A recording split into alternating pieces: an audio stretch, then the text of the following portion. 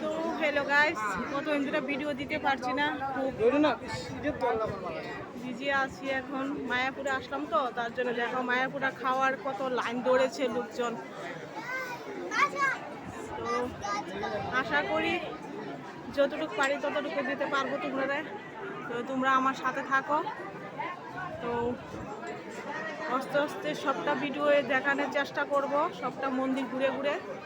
এখানে খালি শুধু দেখো খাবার লাইনই, এখানে তো এতটুকু দেখেছো, আর বাকি তো আরো আছে ভিতরে, দেখাবো তোমরা। দেখেন না হলো হাজারের উপরে জানিস না রে।